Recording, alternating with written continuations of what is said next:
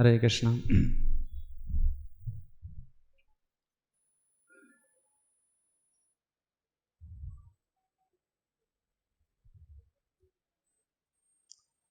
तो नवधा भक्ति में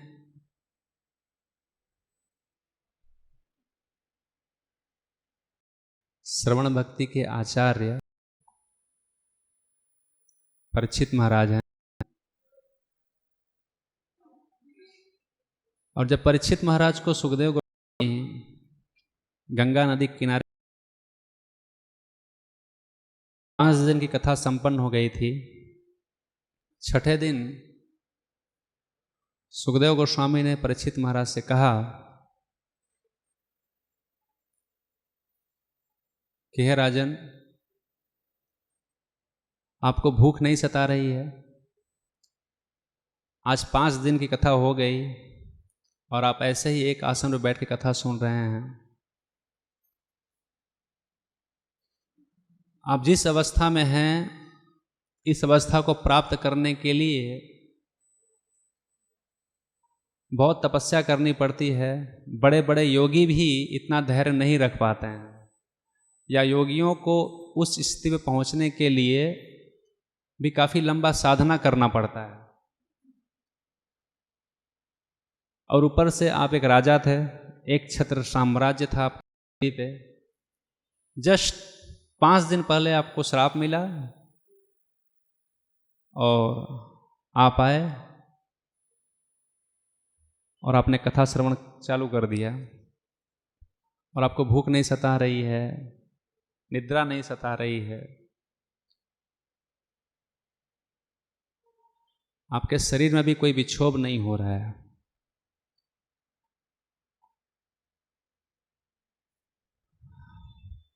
परीक्षित महाराज ने कहा, नैसाति दुस्सहा छुन्मा त्यक्तोदपि बाधते पिबंतम त्वत्मुखाम भोज अच्युतम हरि कथामृतम। हे सुखदेव गोस्वामी जी, नैसाति दुस्सहा छुन्मा त्यक्तोदपि बाधते। आप भूख की बात कर रहे हैं, नींद की बात कर रहे हैं, लेकिन वास्तव में मुझे अभी प्यास की निद्रा, प्यास की तंद्रा भी नहीं सता रही है, क्योंकि भूख प्यास ये सबको बर्दाश्त करना ये सबके बस की बात नहीं होती है। तो आप भूख और निद्रा की बात कर रहे हैं, लेकिन मुझे अभी प्यास भी नहीं सता रही है।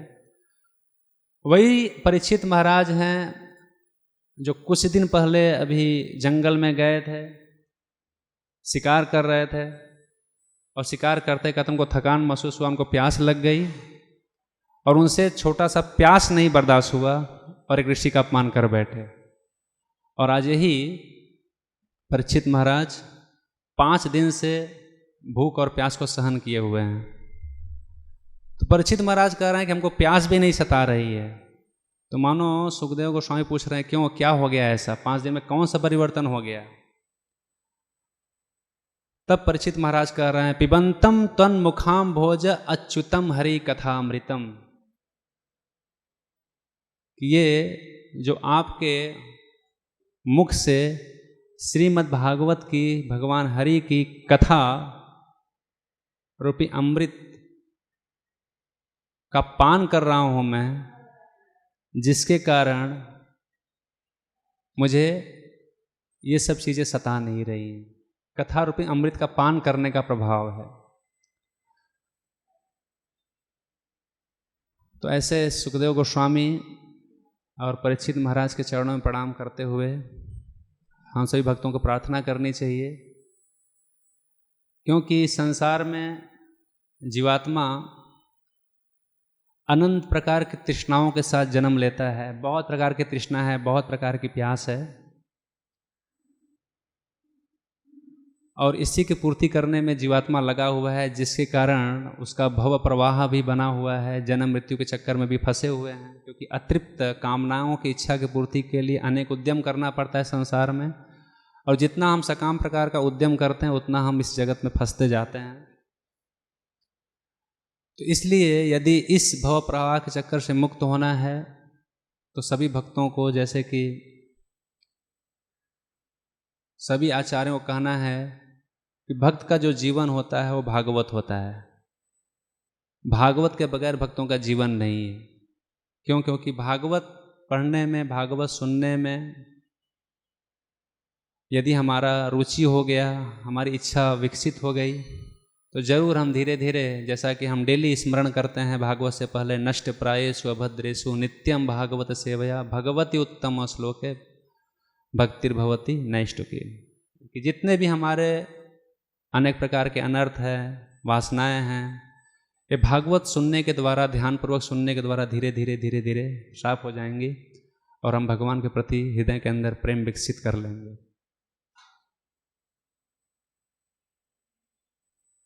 तो उसी परम पवित्र श्रीमद् भागवतम ग्रंथ से हम अभी 8वें स्कंद पे चर्चा कर रहे हैं। 8वें स्कंद की शुरुआत होती है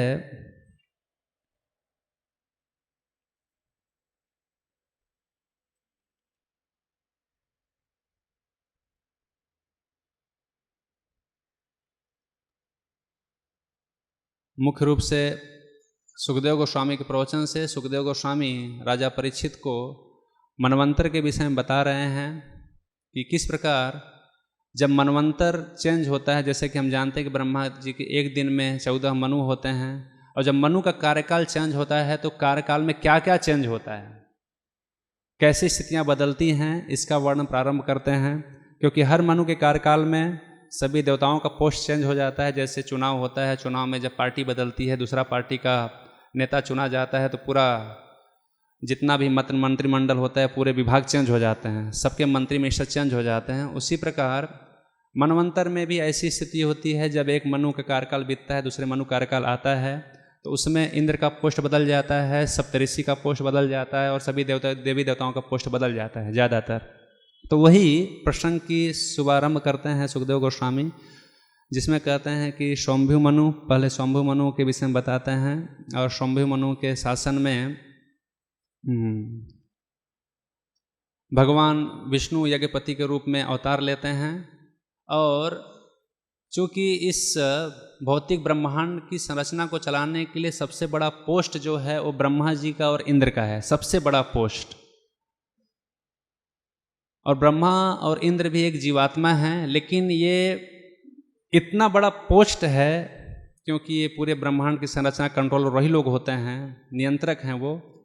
तो कभी कभी किसी स्थिति में यदि जीवात्मा उस स्तर का नहीं रहता है कि वो ब्रह्मा या इंद्र बन सके, तो भगवान ही ब्रह्मा और इंद्र का पोस्ट संभालते हैं।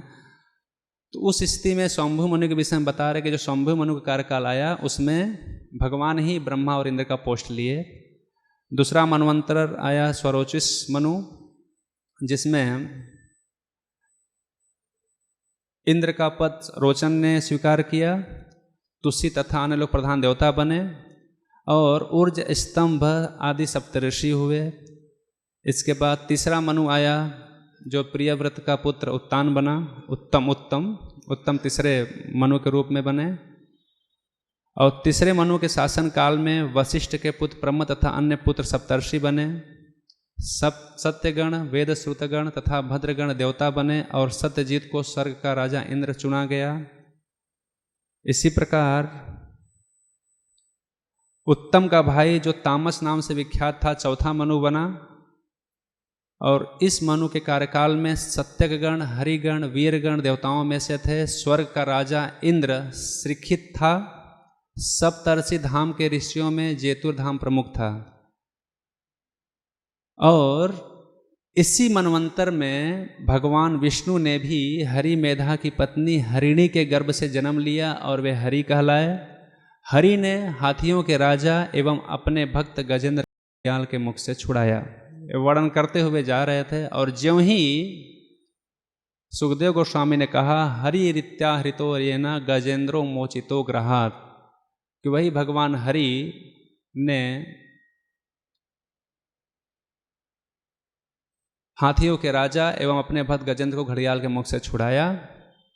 तो तुरंत परीक्षित महाराज ने, क्योंकि उनको कथा सुनने की लोलुपता रहती थी, सदैव उत्कंठा रहती थी, तो उन्होंने तुरंत परीक्षित महाराज ने सुखदेव गोस्वामी से प्रश्न किया कि हे सुखदेव गोस्वामी जी, आप हमको उस कथा को विस्तार से बताइए, किस प्रकार भगवान हरि ने गजेंद्र को ग्रह के पास से मुक्त किया। सुखदेव गोस्वामी कथा प्रारंभ करते हैं। प्रारंभ में वो त्रिकूट नामक पर्वत का वर्णन करते हैं, जो बहुत ही विशाल पर्वत है, बहुत ही सुंदर प्राकृतिक शोभा है। उसमें एक वन है, जिस वन का नाम है ऋतुमत नामक उद्यान। उद्यान मतलब फूलों का वन है, बहुत सुंदर फूल और पुष्पों का वन है। और उसकी प्राकृतिक शोभा, उस वन की प्राकृतिक शोभा इतनी सुंदर है, इतनी सुंदर है कि स्वर्गलोक के देवता और देवांगनाएं भी वहाँ पिकनिक करने के लिए आया करते थे। जो कि स्वर्गलोक भोग भूमि है, वहाँ भी नंद कानन आदि अनेक प्रकार के उद्यान हैं, बगीचे हैं, लेकिन फिर भी देवता लोग इस पृथ्वी पे, उस त्रिकूट पर्वत पे, इस वन में आते थे पार्टी करने के लिए, पिकनिक करने के लिए। तो समझ सकते हैं हम कि कितना सुंदर प्राकृतिक ऐश्वर्य था उस वन का और उस पर्वत का। और उसी उद्यान के बीच में एक बहुत ही विशाल सरोवर था। उस सरोवर के सुंदरता का वही वर्णन करते हैं। लगभग 4 श्लोकों में उस सरोवर की सुंदरता के विषय में सुखदेव गोस्वामी बताते हैं। समस्त प्रकार की प्राकृतिक संपदाओं से युक्त था वो। वन थे, सुगंधित फूल थे, पुष्प थे, वृक्ष थे जो सुंदर फलों से लदे हुए थे, कोई कटीली झाड़ियां नहीं, एकदम मनमोहक दृश्य था।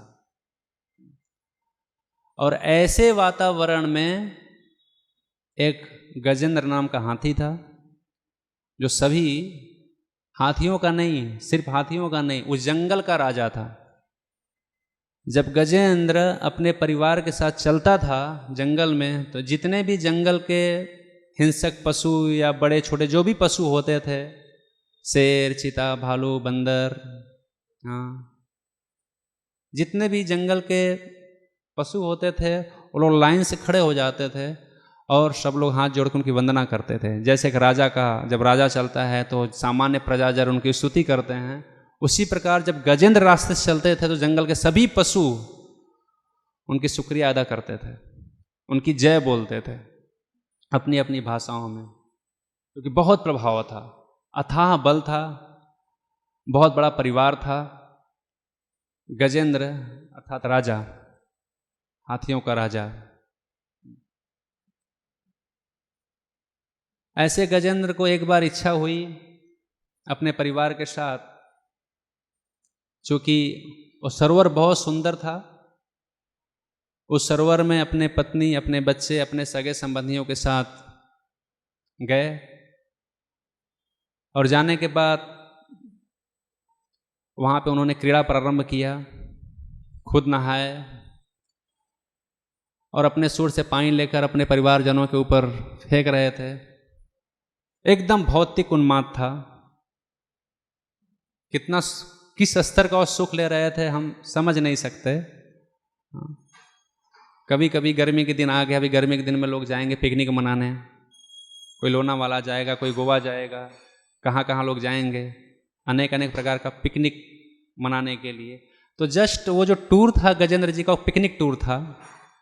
और हम समझ सकते हैं कि जिस स्तर का वो आनंद ले रहे होंगे, सिर्फ कल्पना कर सकते हैं कि क्या स्तर का सुख था वो गजेंद्र का। इस भौतिक स्तर की बात की जाए तो वो ऐसा जगह था, ऐसा रमणीक स्थल था कि वहां स्वर्गलोक के सभी देवी देवता आते थे। और ऐसे स्थान पे गजेंद्र जाकर अपने पूरे परिवारजनों के साथ में आनंद ले रहे हैं।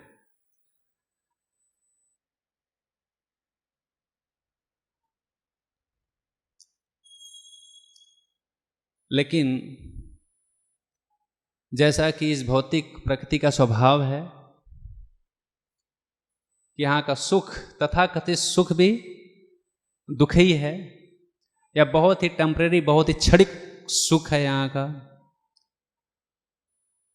या तो आपकी भौतिक स्थिति चाहे जो भी हो, भौतिक रूप से आप चाहे कितने भी संपन्न हो, कितने बड़े राजा हो, कितने भी बड़े आपका संगठन हो, कितने लोगों के बीच में आप सुरक्षित महसूस कर रहे हो, लेकिन फिर भी भगवान ने ये संसार की संरचना कुछ विचित्र प्रकार से की है। केशव त्वया जगत विचित्र, कुछ विचित्र भगवान ने इस संसार को बनाया है।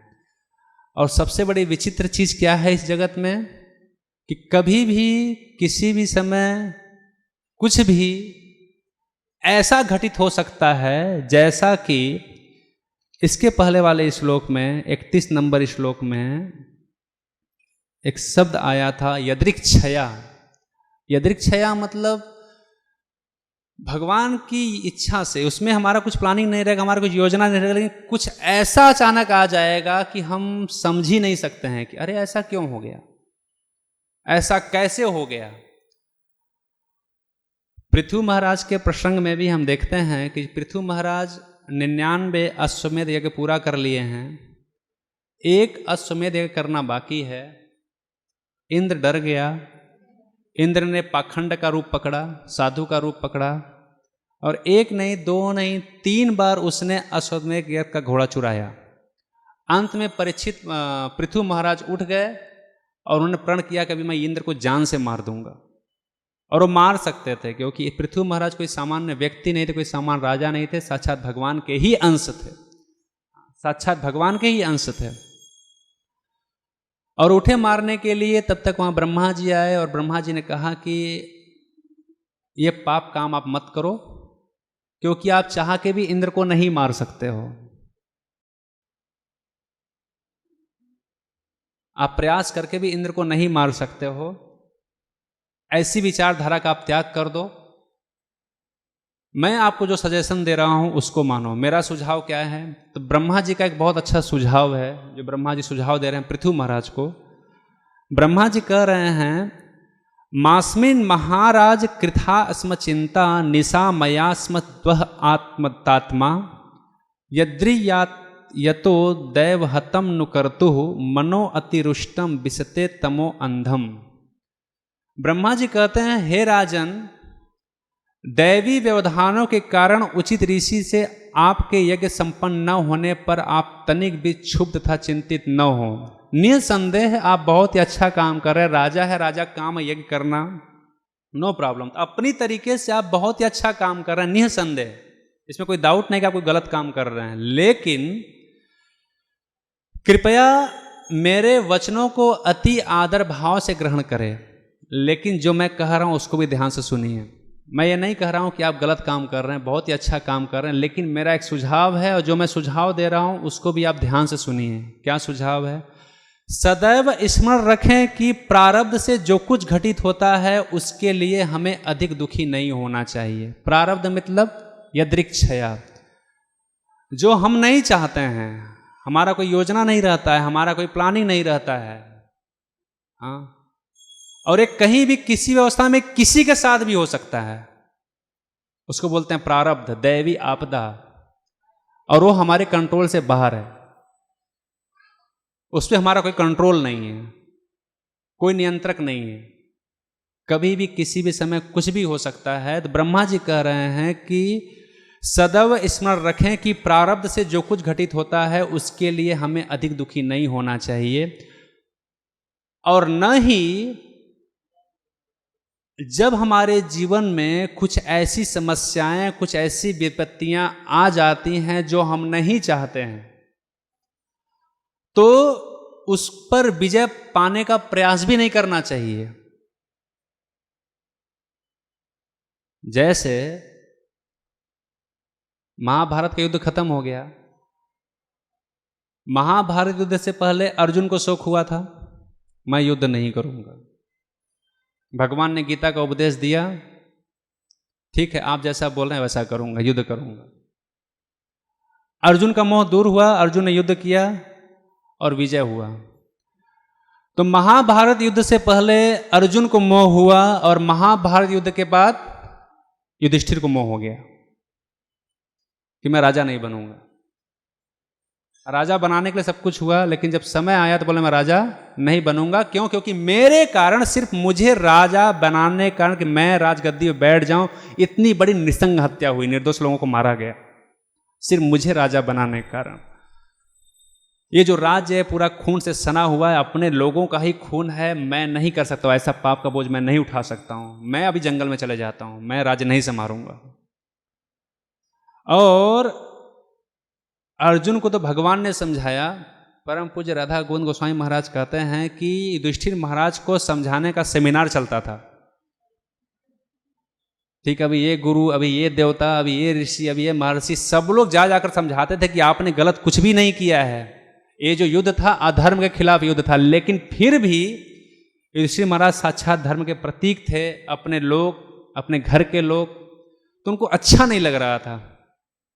भगवान भी समझा के हार गए, लेकिन भगवान ने कहा ठीक है, एक ही व्यक्ति समझा सकता है। कौन? भीष्मदेव। भीष्म के पास लेकर गए सबको। वहां पहुंचते हैं, सब लोग प्रणाम करते हैं, भीष्मी सबको देखते हैं, भगवान कृष्ण के चरणों में नतमस्तक होते हैं।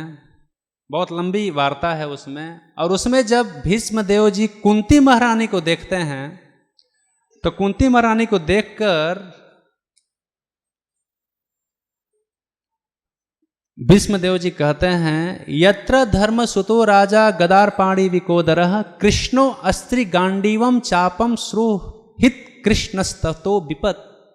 हे कुंती, तुम्हारे जीवन में इतना विपत्ति, इतना दुख, क्योंकि युवावस्था में ही पांडु ने शरीर छोड़ दिया था, इतना दुख उठा रही तुम जीवन में। यत्र धर्म सुतो राजा, चलो दुख मिलता है, तकलीफ मिलता है, अपने पाप कर्मों के कारण हम कुछ दुख उठाते हैं संसार में, लेकिन क्या कुंती महारानी ने कुछ पाप किया है? साक्षात धर्म जिनके पुत्र बने हैं, साक्षात धर्म, धर्म और अधर्म, तो साक्षात धर्म ही जिनके पुत्र बने हैं, उनसे हम कैसे आशा कर सकते हैं कि उनके जीवन में इतना दुख क्यों? यदि हम कुछ अधर्म करते हैं, पाप करते हैं, तो हमको बदले में दुख मिलता है। लेकिन कुंती महारानी कौन सा पाप किया, कौन सा अपराध किया? यदि पाप करती, अपराध करती, तो युधिष्ठिर जैसा पुत्र कैसे प्राप्त कर सकती थी जीवन में? यत्र धर्म सुतो राजा, हाँ, गदार पाणी विकोदर, चलो विपत्ति आती है, संकट आती है, तो विपत्ति और संकट काटने के लिए भी तुम्हारे पास दो दो सामर्थ्यवान पुत्र हैं। गदार विकोदर, भीम जैसा पुत्र किसी विपत्ति से, किसी संकट से तुमको मुक्त कर सकता है। अर्जुन जैसा गदाधारी पुत्र, गांडीवधारी पुत्र। तो ऐसे लोगों के सानिध्य में तुम हो, और उसके ऊपर चलो छोड़ दिया जाए, मान लो सुहित कृष्णस्ततो विपत। श्रीमद् भागवतम में एक जगह ऐसा वर्णन आया है कि भगवान श्री कृष्ण पांडवों की ऐसी रक्षा करते थे जैसे पलके आंखों की रक्षा करती हैं,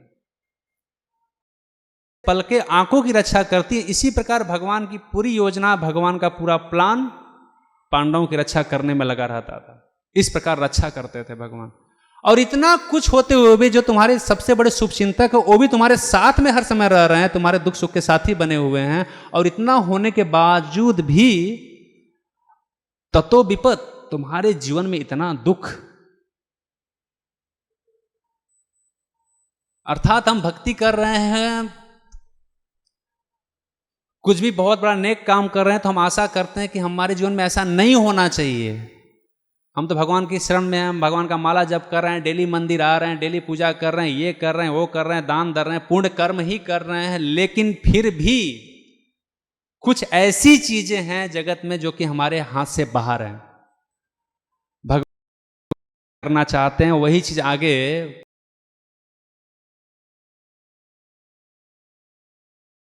मेरी भी बुद्धि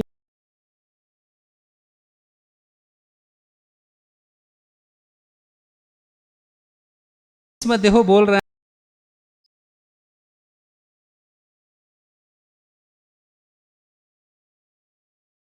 को प्रयास भी नहीं करना चाहिए कि भगवान ऐसा क्यों कर रहा है। हे भगवान, मैं तो आपकी शरण में हूं, मैं आपका भजन कर रहा हूं, मैं कोई पाप नहीं कर रहा हूं, फिर भी हमारे जीवन में आप इतना दुख क्यों दे रहा है? मत समझने का प्रयास करो, भगवान ऐसा क्यों कर रहा है। भीष्मदेव जी कह रहे हैं कि यदि अपना दिमाग लगाया और अपना दिमाग लगा के समझने का प्रयास किया तो क्या मिलेगा? मुह्यंती कवयो अपिहि। तुम बहुत बड़े बुद्धिमान हो और अपनी बुद्धि के द्वारा यदि भगवान की योजनाओं को समझने का प्रयास किया तो कुछ मिलेगा, सिर्फ आप मोहित हो जाओगे, भ्रम में पड़ जाओगे।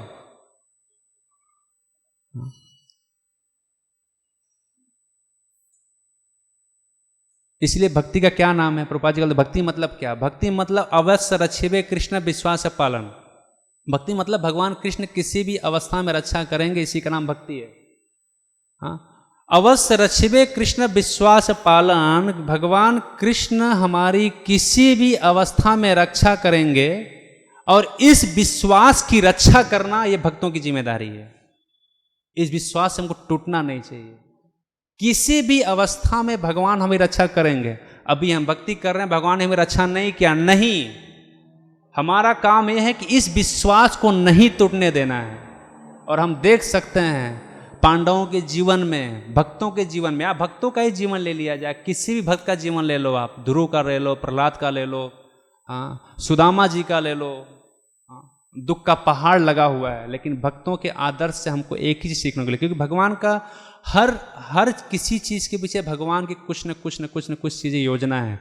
हम देख सकते हैं महाभारत में भगवान ने इतना दुख दिया, 14 वर्ष उनको जंगल में जाना पड़ा, अपने परिवार से विक्षोभ हुआ, परिवारजनों के साथ युधिष्ठिर महाराज को दुख उठाना पड़ा, तकलीफ उठाना पड़ा, लेकिन इतना कुछ होने के बावजूद भी अंततोगत्वा लास्ट का रिजल्ट क्या आता है?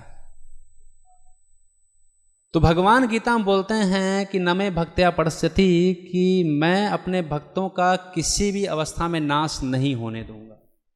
भले ही प्राकृतिक विपदाएं आए, आपदाएं, लेकिन यदि हम विश्वास को बना के रखें कि भगवान रक्षा करेंगे तो जरूर भगवान हमें रक्षा करेंगे, कि हर के पीछे भगवान की कुछ न कुछ योजना है।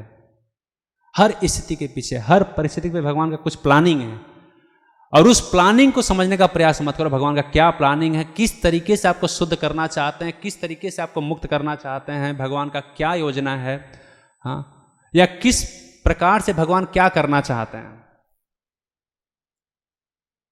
हम कुछ भी नहीं समझ सकते हैं।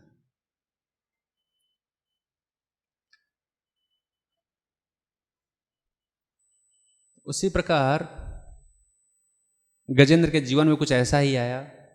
गजेंद्र अपने परिवारजनों के साथ में आनंद मना रहा है, पिकनिक मना रहा है, लेकिन पदम पदम यद विपदाम ही तेसम, यहाँ पद पद पर संकट है, और अधिक्षरया वो सब भगवान की योजना से होता है, हम नहीं समझ सकते हैं। उसी योजना का शिकार हुआ गजेंद्र भी। अचानक गजेंद्र का पैर एक ग्रह ने पकड़ लिया, मगरमच्छ ने पकड़ लिया। बहुत संघर्ष चालू हुआ। गजेंद्र के पास भी ताकत कम नहीं था, बहुत ताकत था, और ग्रह के पास भी ताकत भले ही कम था, लेकिन अस्थानम प्रधानम न बल प्रधानम। कहीं कहीं स्थान का महत्व होता है, बल का महत्व नहीं होता है। जैसे एक छोटी सी गोली होती है, एक छोटी सी गोली को किसी को खींच के मारा जो सब कुछ भी नहीं बिगड़ेगा, लेकिन वही गोली यदि अपने स्थान पे जाए, अर्थात कहाँ, बंदूक में जाए, और बंदूक के द्वारा फायर हो तो आदमी मर जाएगा। अस्थानम प्रधानम न बल प्रधानम। एक मगरमच्छ की क्या औकात है? यदि एक मगरमच्छ रेत पे पड़ा रहे, पानी से निकल जाए तो कुत्ते भी न उसके खा जाएंगे, लेकिन वही मगरमच्छ यदि पानी में रहता है तो हाथी को भी टक्कर दे सकता है। कंस की जब सभा बैठी थी, कंस भयभीत हो गया था, बार बार कई असुरों को भेजता था कृष्ण को मारने के लिए, लेकिन सब असुर मारे जाकर वापस आ जाते थे, सब मर जाते थे जा जाकर। वो बहुत भयभीत हो गया, और बहुत भयभीत होकर सोचा कि हो न हो इस बालक के द्वारा मेरी मृत्यु निश्चित है, और इस प्रकार बहुत शोक में वो डूब गया। रात को कुछ मंत्री लोग आए, मीटिंग हुआ, और मीटिंग में उन्होंने यही बात किया, अस्थानम प्रधानम न बल प्रधानम, कि अभी हम सभी असुरों को कहाँ भेज रहे हैं, उसके स्थान पे भेज रहे हैं। वहां उसकी माया शक्ति का प्रभाव है, कुछ दैवी शक्ति का प्रभाव होगा, जहां के जाकर हमारे बड़े बड़े असुर मर जा रहे हैं, उनको पता भी नहीं चल रहा है। अभी कुछ ऐसा योजना करते हैं, कुछ ऐसी प्लानिंग करते हैं कि इस स्थान पे, अपने स्थान पर उसको बुलाते हैं और यहां मारेंगे, यहां मारेंगे। यही प्रेरणा लिया था उसने। स्थान चेंज कर देते हैं। कृष्ण को यहां मथुरा में बुलाते हैं और यहां मारेंगे। स्थानम प्रधानम न बल प्रधानम। निसंदेह गजेंद्र के पास बहुत बल था, हाथी था वो, हाथी ऐसे ही बलवान होता है, लेकिन फिर भी चूंकि मगरमच्छ पानी में था। और ऐसा एक बार बहुत पहले मैं नेशनल जियोग्राफी में सुना था, पूरा पूरा उस सेंटेंस को नहीं पकड़ पाया मैं, लेकिन ऐसा उसका भाव था, जहां तक यदि मैं सही रहा तो जो मगरमच्छ होता है ग्रह, मगरमच्छ का जो पकड़ होता है, ग्रह मतलब ग्रह जो ग्रसित कर ले, ग्रसित करना जो पकड़ ले, उस ग्रह की पकड़ के मामले में वो माना जाता है। उसका नाम ही ग्राह, ग्राह मतलब जो ग्राह्य कर ले, पकड़ ले। तो उसकी पकड़ के विषय मैंने सुना था कि वो जो मुंह खोलता है और जब मगरमच्छ किसी चीज को पकड़ता है तो जो पकड़ने का स्पीड होता है किसी चीज को, बहुत प्रेशर से पकड़ता है, सटाक से मारता है। तो जो स्पीड होता है अबाउट 2000 किलोमीटर, जैसे कोई गाड़ी किसी को धक्का मारता है 150, 200, 300 की स्पीड से गाड़ी जा रही है, धक्का मारता तो उड़ जाता है, राइट।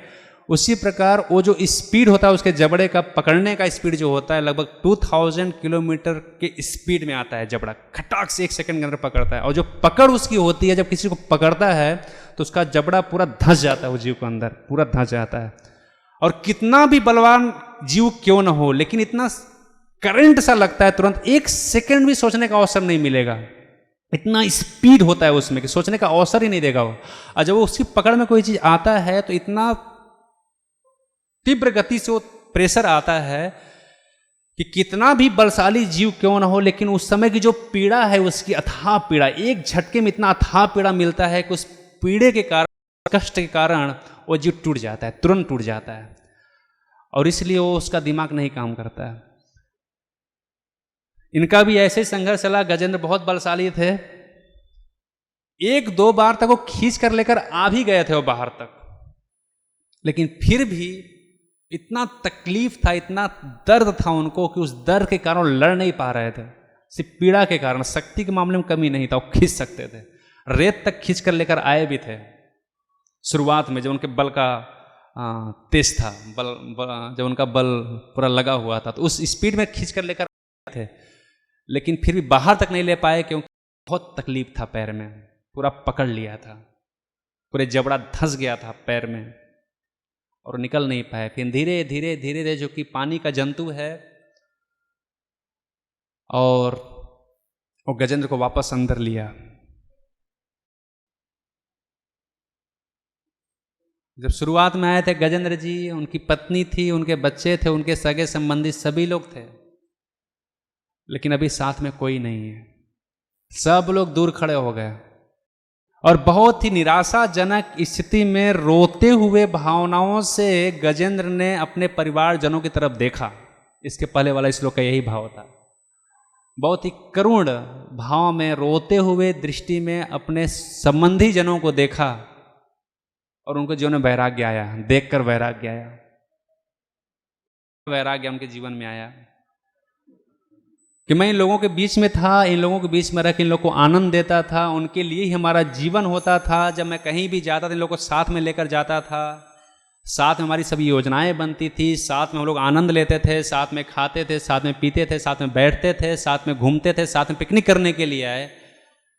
लेकिन आज मेरे जीवन में जब दुख आया तो दुख की घड़ी में सब बाहर खड़ा होकर तमाशा देख रहे हैं,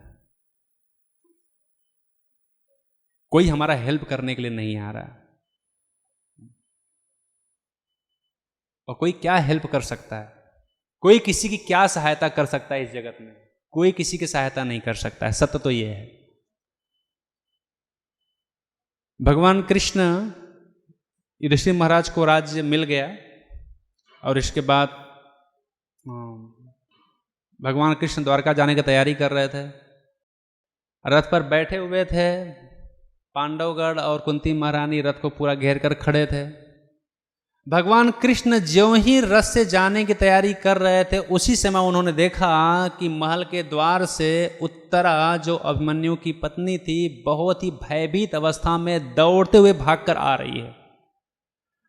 पाहि पाहि महायोगिन देव देव जगतपते, नान्यम तद्भयम पश्ये यत्र मृत्यु परस्परम। हे कृष्ण मरी रक्षा करो, हे कृष्ण मरी रक्षा करो, ऐसे चिल्लाते हुए आ रही है।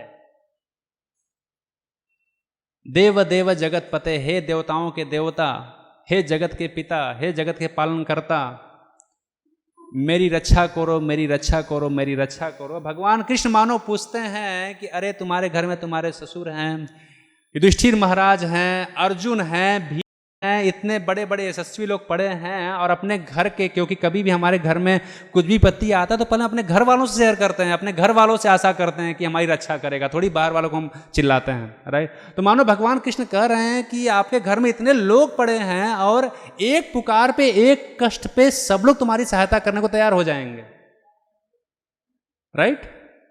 क्योंकि अभिमन्यु नहीं है, अर्जुन है और युधिष्ठिर महाराज हैं, सब लोग कितना प्रेम करते रहे होंगे उत्तरा को, हम सोच सकते हैं।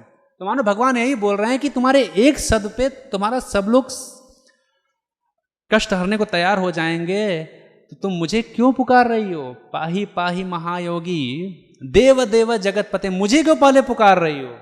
तो मानो उत्तरा कहती है, नान्यम तद भयम पश्ये यत्र मृत्यु परस्परम, मैं इसलिए आपको पुकार रही हूं कि साक्षात मृत्यु ने मेरे ऊपर अटैक किया है, और इस जगत का जो स्वभाव है, यत्र मृत्यु परस्परम, इस संसार में सभी लोग एक दूसरे से परस्परम मृत्यु का संघर्ष कर रहे हैं। सभी लोग इस संसार में मरने वाले लोग हैं, और मृत्यु के बीच में बहुत बड़ा संघर्ष चल रहा है। कोई किसी को यहां जीवन नहीं दे सकता है, एक का जीवन हम ले सकते हैं क्योंकि मृत्यु में परस्पर प्रतिस्पर्धा है।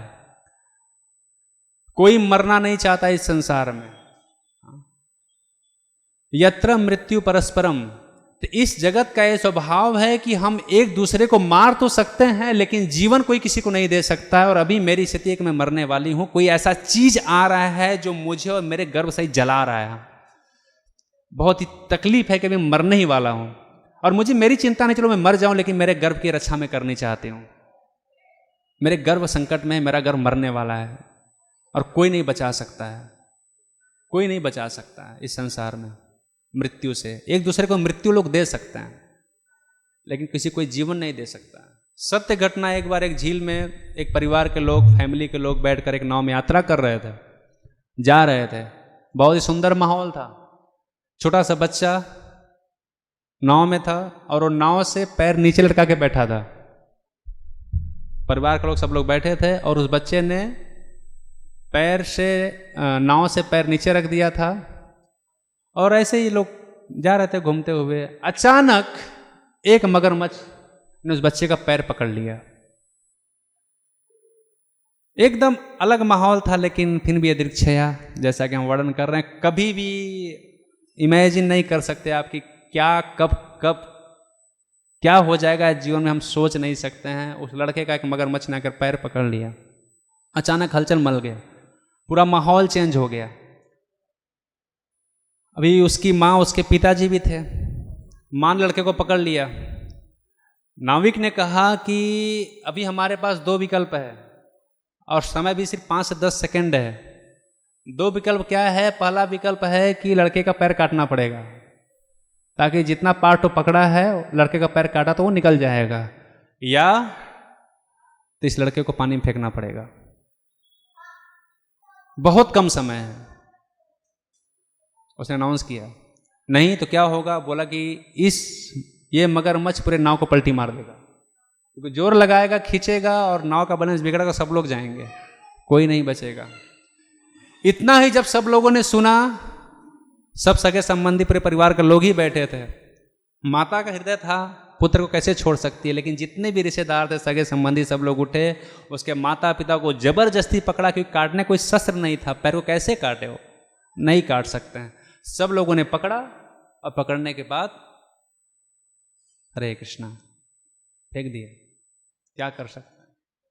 कहने का मतलब यही है कि जीवन में एक दूसरे को लोग मार सकते हैं, लेकिन बचा कोई नहीं सकता है। जीवन किसी को दे नहीं सकता है, कोई किसी को नहीं जीवन दे सकता है।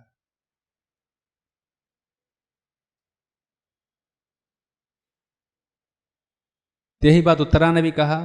फिर भगवान ने उत्तरा के गर्भ की रक्षा किया। महाभारत में कहानी पढ़ सकते हैं। गजेंद्र ने भी यही रियलाइज किया, जितने भी घर के लोग हैं, सगे संबंधी, सब लोग दूर खड़े हैं और इसकी स्थिति खराब है, एकदम कंडीशन मरने की स्थिति में है। फिर उसने भगवान को स्मरण किया, भगवान को याद किया।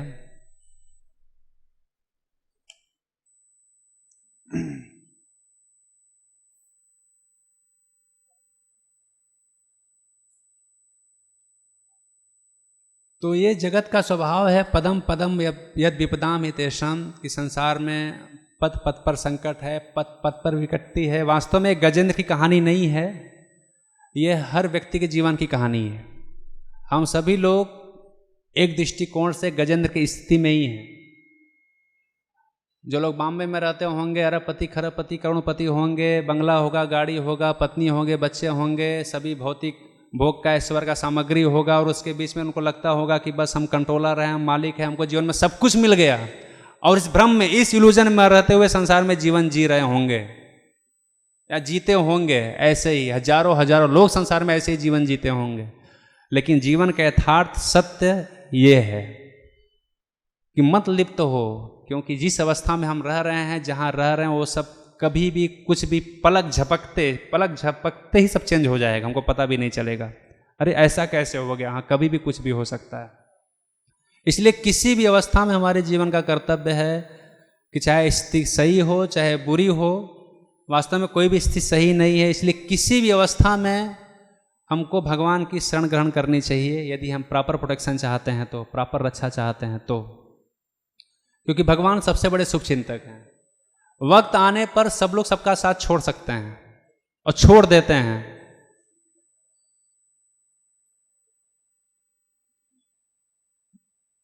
शंकराचार्य लिखते हैं, काते कांता कस्ते पुत्र संसारे अयभयमित, काते कांता कस्ते पुत्र संसारो अयमयति विचित्र, त्रिजगति सज्जन संगति रेका भवति भवाणवतर के नौका। काते कांता कस्ते पुत्र, इस संसार में कैसी पत्नी, कैसे बच्चे, कैसे पिता, कैसे माता, चाहे कैसे सगे समझे, कैसे कुछ भी ले लीजिए, कैसे नेता, कैसे लीडर, कैसे जो भी है, जहां भी हम अपने आप को प्रोटेक्शन महसूस करते हैं।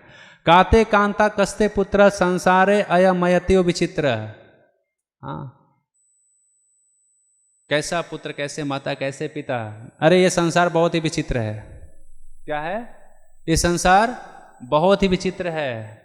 एक समय होता है, एक माँ का स्तन का दूध पीते हैं, बड़े भाई छोटे भाई रहते हैं, बहुत प्रेम रहता है। हाँ, जब छोटे छोटे रहते हैं तो बहुत प्रेम रहता है, राम लक्ष्मण की भांति हम जीवन जीते हैं। लेकिन वही धीरे धीरे बड़े हो जाते हैं, शादी हो गई, विवाह हो गया, फिर क्या होता है? वही भाई है, वही सब कुछ है, वही संबंध है, लेकिन अभी मर्डर कर देते हैं। एक दूसरा भाई दूसरे भाई को देखना नहीं चाहता है। विचित्र। यहाँ बोलते हैं कौन कैसा किसका है। यहाँ भाई वही माता पिता, वही पुत्र रहते हैं, एक समय रहता है बहुत प्रेम, बहुत भाव रहती है, लेकिन वही एक समय आता है, हाँ, चूज करना पड़ता है बेटे को, क्या हमारे साथ रहेंगे, माता पिता के साथ रहेंगे। नहीं नहीं, माता पिता को साइड में कर दो, नो प्रॉब्लम। वही माता पिता का प्रेम विच्छेद हो जाता है। तो वही शंकराचार्य बोल रहे हैं, कास्ते कांता कस्ते पुत्रा संसारे अयमयति विचित्र। अरे संसार बहुत विचित्र है, कौन किसका है यहाँ पे कोई समझ नहीं सकता है, सब स्वार्थमय संसार है। लेकिन यदि हम भगवान के शरण में जाते हैं सब कुछ त्याग करके, तो भगवान और भगवान के भक्तों में जैसे त्रिजगति सज्जन संगति रेखा भवति भवाणव तरके नौका। ये संसार बहुत ही विचित्र है, ये भव सागर के समान है। और यदि भव सागर को तरना चाहते हैं, पार करना चाहते हैं, तो क्या है बोलते हैं, सज्जन संगति रेखा। साधुओं की संगति करो या भगवान की संगति करो, क्योंकि इस जगत में साधु और भगवान दो ही ऐसे लोग हैं जिनका इसमें कोई पर्सनल स्वार्थ नहीं है। यदि हमने आपको प्रचार किया कि आप भगवान के शरण में आओ, भगवान के भक्त बन जाओ, भगवान का नाम जप करो, भगवान के मंदिर में आओ, भगवान की पूजा करो, उसमें साधु क्या स्वार्थ है, क्या मिलने वाला है? यदि आप भजन करते हैं साधु क्या मिलने वाला है? कुछ भी नहीं मिलने वाला है। भगवान भी बोलते हैं, मनमना भव मद भक्तो मद्याजी माम नमस्कुरु माम वैसे सतम ते प्रति जाने पीयोश में। तो इस संसार में साधु और भगवान के प्रति किया गया भक्ति, साधु और भगवान के प्रति किया गया प्रेम, यही एक निस्वार्थ है। वरना जितना भी संसार में प्रेम है, वास्तव में प्रेम तो है नहीं, काम है। काम मतलब जहाँ अपनी इंद्रिय तृप्ति की बात हो। इस संसार में सब लोग अपने इंद्रिय तृप्ति को देख रहे हैं, और जिस दिन इंद्रिय तृप्ति पूरा नहीं होता संबंध टूट जाते हैं। हर संबंध की बात ऐसी है। पर्सनल स्वार्थ के ऊपर सब आश्रित है। लेकिन यदि भगवान और भगवान के भक्तों के प्रति प्रेम किया जाए तो प्रेम निस्वार्थ होता है, और उस निस्वार्थ प्रेम के कारण फिर हम इस भवसागर को, विचित्र भवसागर को पार कर सकते हैं। वरना तो संसार बहुत ही विचित्र है।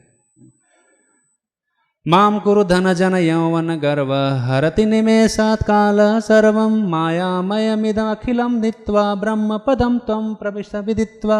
माँ कुरु धन जन यौवन गर्व। बहुत धन है, जन है, संपत्ति है, बल है। कभी कभी लोग इस अहंकार में रहते हैं। जैसे गजेंद्र भी अपने आप को कंट्रोलर मानता था, नियंत्रक मानता था। हाँ, कि मैं राजा हूँ, सब लोग चलते तो मुझे सलाम मारते हैं, वाह वाह करते हैं, मेरी जयकार करते हैं। हाँ, लेकिन किसी भी अवस्था में चाहे आप कितने भी बड़े बन जाओ, ये हमारा बहुत बड़ा भ्रम है इस स्थिति में जीना कि हम मालिक हैं, हम कंट्रोलर हैं। वास्तव में संसार में कुछ भी हमारे कंट्रोल में नहीं है। हम सब लोग कंट्रोल्ड हैं, कोई हमको कंट्रोल कर रहा है। और उस तरीके से भगवान कंट्रोल करते हैं। भागवतम में कहा गया है कि जैसे एक किसान एक बैल को कंट्रोल में रखता है। एक बैल को जब किसान लेकर जाता है तो बैल के नाक में एक रस्सी होती है, और बैल तब तक स्वतंत्र है, उतना सीमा तक ही स्वतंत्र है जहां तक उस किसान ने उस रस्सी को फ्री रखा है। राइट। और रास्ते से जाते हुए जो ही बैल हरा हरा खेती, हरा हरा घास देकर उसको खाने का प्रयास करता, तो बैल, किसान क्या कर देता है, वो रस्सी को खींच देता है। ठीक है। तो इसी प्रकार भगवान ने सबको अलग अलग स्थिति में कंट्रोल करके रखा है। और कभी भी उस अवस्था तक पहुंचने के बाद हमको ये नहीं समझना चाहिए कि हम कंट्रोलर हैं। हम कंट्रोलर जरूर हैं, छोटे मोटे कंट्रोलर हैं। भगवान कंट्रोलर है, कंट्रोल की भावना हमारे अंदर भी है, लेकिन हम पूर्ण कंट्रोलर नहीं है, पूर्ण नियंत्रक नहीं है। कभी कभी समझते हैं कि सारी स्थितियां अब हमारे बस में, हमारे कंट्रोल में है, हम करता, मैं करने वाला हूं। नहीं। तो इस प्रकार गजेंद्र ने स्थिति को समझा और इसके बाद भगवान को याद किया, और भगवान को याद करने के बाद गजेंद्र अभी भगवान की शरण में जाने की बात कर रहा है। कभी तक तो मैं लोगों के बीच में था, लेकिन ये मेरा बहुत बड़ा भ्रम था कि लोग अपने हैं, हमारी रक्षा करेंगे, मुझे संतुष्टि देंगे, लेकिन ये मेरा बहुत बड़ा भ्रम था। और अभी वो भगवान की शरण में आ रहा है। अल्टीमेट जीवन का लक्ष्य यही है कि किस प्रकार भगवान की शरण ग्रहण किया जाए। पदम पदम यद विपदाम तेषाम, ये संसार कष्टों से, दुख से भरा हुआ है, लेकिन इस कष्ट से और दुख से निजात पाने का हम प्रयास कर रहे हैं। हर व्यक्ति का प्रयास यही चल रहा है कैसे दुख और कष्ट से निवृत्ति हो जाए, कहीं अलग अलग जगह पे आश्रय लेके। लेकिन वास्तव में पर्याप्त बुद्धिमान वही है जो समय गवाए बगैर भगवान के आश्रय में आ जाए। ये समझ ले कि कोई किसी को आश्रय नहीं दे सकता है, कोई किसी को रक्षा नहीं कर सकता है, लेकिन कभी कभी मूर्ख होते हैं, क्योंकि भगवान के आश्रय में आने के लिए भी वास्तव में पर्याप्त सुकृति होना चाहिए। एक व्यक्ति को कैंसर हो गया, उसके परिवार वाले भक्त थे। परिवार वालों ने कहा कि अरे अभी तुमको कैंसर हो गया, तुम भगवान के मंदिर चलो, भगवान से प्रार्थना करो। हाँ, बोला नहीं नहीं, मुझे भगवान के प्रार्थना पे मंदिर पर विश्वास नहीं है। क्या कर लेगा भगवान?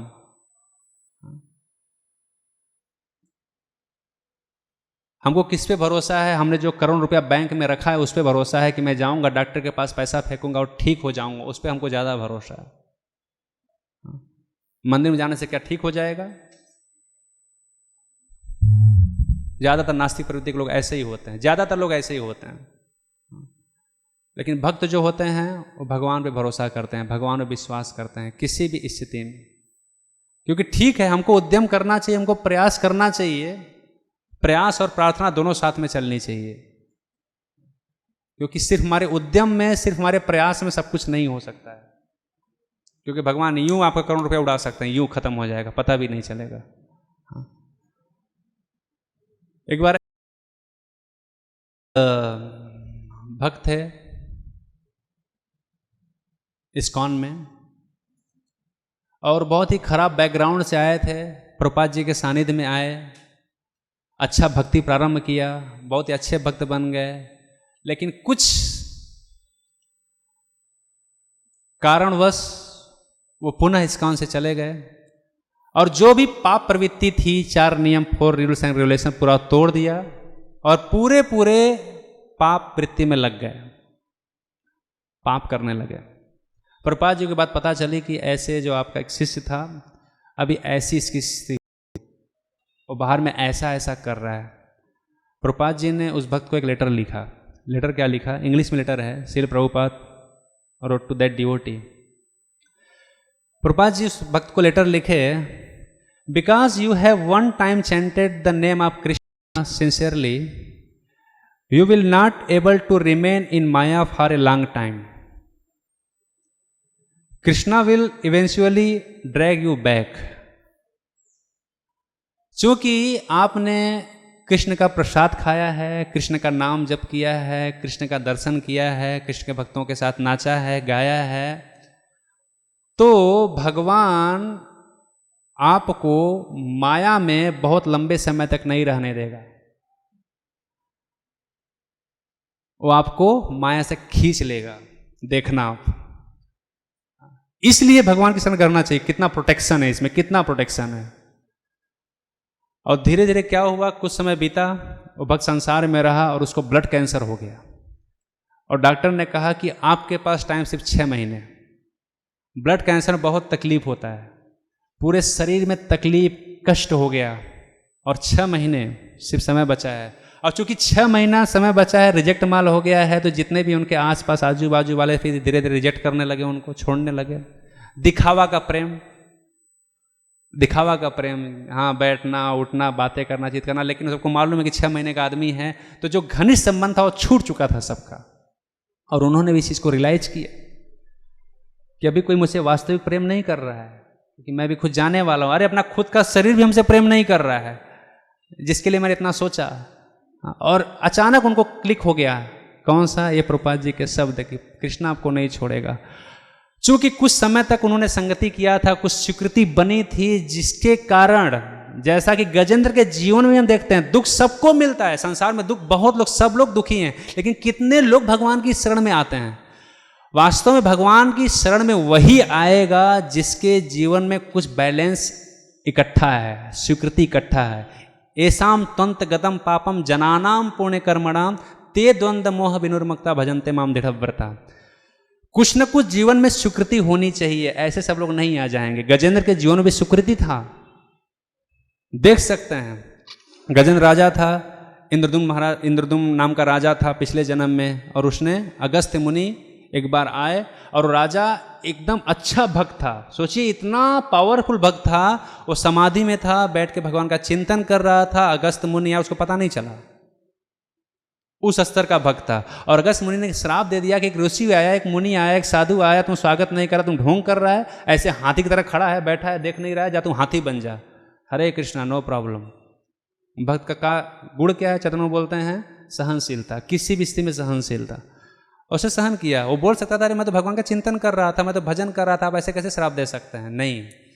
चित्रकेतु महाराज, जब पार्वती जी ने श्राप दिया, शंकर जी ने कहा कि देखो, हम जो विष्णु के भक्त होते हैं उसके अंदर भी इतनी क्षमता है कि आपको श्राप दे सकता है, लेकिन ये साधु है, ये भक्त है, इसलिए सुन के चला गया।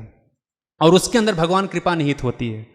सहनशीलता का बहुत ही बड़ा गुण है, क्योंकि भगवान सरल स्थान पे होते हैं और ऐसे हर भक्तों को प्रोटेक्शन भगवान देते हैं। इसलिए चैतन्य जो पाठ पढ़ाया है, तिरादपि सुनी चेना तरोरी व सही सुना अमान इना मान देना कीर्तनीय सदा हरि, क्योंकि भक्ति का बहुत बड़ा रहस्य इसके अंदर छुपा हुआ है।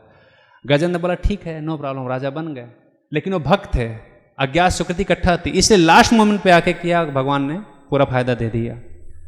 तो भगवान की शरण में आने के लिए भी पर्याप्त स्वीकृति होना चाहिए, स्वीकृति होना चाहिए। इसलिए जब भी कोई मंदिर में, चूंकि हम प्रचारक हैं, प्रभुपाद जी का मूवमेंट है, तो प्रचारक का काम यही है कि ये न केन प्रकारेण, भले वो माला नहीं पकड़े, कुछ भी नहीं करे। उस पर मैं याद करता हूँ परम पूज्य गिरिराज स्वामी महाराज का एग्जाम्पल मैंने सुना था कि एक बार उनकी माँ मंदिर में मिलने के लिए जाती है और वो माँ जब मिलने के लिए गई तो उस समय वो सन्यासी थे और उन्होंने अपनी माँ को एक गीता दिया और गीता का पैसा लिया, गीता का पैसा लिया। तो लोगों ने पूछा कि अरे आपने अपनी मम्मी से क्यों पैसा लिया, अपनी माँ से पैसा क्यों लिया?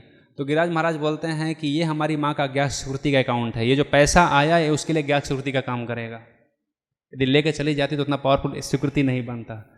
इस प्रकार किसी भी तरीके से, चाहे प्रसाद खिला देना, भगवान का प्रसाद दे देना, भगवान का माला दे देना, भगवान का नाम का जप करा देना, एक बार प्रभुपाद जी बोलते हैं कि चूंकि आपने एक बार भगवान का नाम लिया इसलिए भगवान आपको छोड़ेगा नहीं। भगवान कुछ न कुछ योजना बनाएगा, प्लानिंग बनाएगा और आपको खींच कर लेकर आएगा। तो कौन है भगवान से दयालु? तुम बिना के दयालु जगत संसार है। कौन भगवान ज़्यादा शुभचिंतक हो सकता है, हितैषी हो सकता है? कि भगवान बार बार बोलते हैं, बार बार नहीं सुनते हैं, बार बार बोलते हैं ऐसा मत करो, हम बार बार नहीं सुनते, लेकिन फिर भी भगवान ठीक है चलो, क्योंकि भगवान को मालूम है नेचर, प्रकृति, गुण और जीव का कंडीशन भी भगवान को मालूम है कि संसार का स्वभाव क्या है। इसलिए यदि हम प्लानिंग करके योजना बना के भगवान की शरण में जाएंगे, भगवान की शरण को पकड़ के रखेंगे, और हम सभी भक्त लोग आ गए, जो भक्त लोग आ भी गए हैं, तो हम लोग को भी इस अवसर को हाथ से नहीं जाना देना चाहिए, बहुत मेहनत करना चाहिए, प्रयास करना चाहिए कि भगवान ने अवसर दिया है भगवान की शरण में रहने का, तो कैसे इसका पूरा फायदा हमको लेना चाहिए। क्योंकि अल्टीमेट हम लोग अभी प्रभुपाद जी कृपा से, वैष्णव कृपा से उपयुक्त शरण में हैं, यही शरण ग्रहण करनी चाहिए, यही वास्तविक स्थान है शरण ग्रहण करने का। वरना संसार में जो लोग जहाँ भी शरण ग्रहण करते हैं, हाँ मैं भक्त की कहानी बता रहा था, फिर भक्त को रियलाइज हुआ कि अरे देखो कैसे कैसे क्या हुआ, लेकिन फिर अंतोगत्वा उसने जो भक्ति किया था उसको याद आया, वो कुछ गीता प्रवचन सुना तो उसको क्लिक किया, इस स्थान दुखालय में, शरीर दुखालय में सब क्लिक किया, और फिर धीरे धीरे उसका दिमाग ट्रांसफर हुआ, और अंत में भगवान को स्मरण करते हुए, भगवान की भक्ति करते हुए शरीर का त्याग करता है। इस प्रकार यदि कोई भगवान के शुद्ध भक्तों के संपर्क में, भगवान के संपर्क में आता है तो भगवान उसकी रक्षा करते हैं। गजेंद्र के जीवन में इतना लंबा अध्याय चला गया, कहीं भक्ति का पता नहीं चला, लेकिन अंतोगत्वा लास्ट में जो भक्ति किया था, स्वल्पमपि अस्य धर्मस्य त्रायते महतो भयात्, कि जीवन में यदि कुछ भी हमने किया है भगवान के लिए तो भगवान उसको याद रखेंगे, हाँ भगवान उसको याद रखेंगे। और संसार में, संसार का कुछ स्वभाव ऐसा ही है, संसार में यदि आप, परम पूज्य राधा गोविंद गोस्वामी महाराज एक कथा में बोलते हैं कि संसार का स्वभाव क्या है। संसार का स्वभाव ये है कि यदि आप किसी के लिए पहाड़ जितना करेंगे जीवन भर, तो उसके मुंह से उत्तर आएगा आपने हमारे लिए क्या किया, और क्या किया तो सरसों के दाने जितना बता देगा इतना किया आपने। हाँ, हर जब बेटा बड़ा होता है तो बाप से जब डिस्कस चलता है तो बेटा बाप को यही बोलता है क्या किया आपने हमारे जीवन में, पत्नी बोलती क्या किया आपने हमारे जीवन में हमारे लिए, राइट, आपने इसको किया, इसको हमारे लिए क्या किया। तो यदि जीवन में आपने संसार के लिए, लोगों के लिए पहाड़ जितना किया तो संसार वाले उसको सरसों के दाना इतना मानेंगे। लेकिन हमारे ठाकुर जी में, हमारे राधा राजबारी में कुछ उल्टा है। यदि ठाकुर जी के लिए आपने सरसों के दाने इतना किया तो भगवान उसको पहाड़ जैसा मानेंगे कि हमारे लिए कुछ किया उसने, ऐसा है। और भगवान उसको याद रखते हैं, मौका देखते हैं, और मौका देखा कि भगवान योजना बनाते हैं और उठा लेते हैं। तो खासकर यही लेसन है इस श्लोक के माध्यम से, गजेंद्र जी के माध्यम से। और हम लोगों के लिए शिक्षा यही है कि गजेंद्र ने भी भगवान की शरण ग्रहण किया लास्ट मोमेंट में, तो उन्होंने लास्ट मोमेंट में किया, लेकिन जब हमको सत्ता पता हो गया कि हमको शरण में जाना ही है तो हम समय क्यों व्यर्थ करें, हम भगवान के शरण को पकड़ के रखें। हरे कृष्णा। श्रील प्रभुपाद की, श्री राधा राजबारी भगवान की, जय गौर।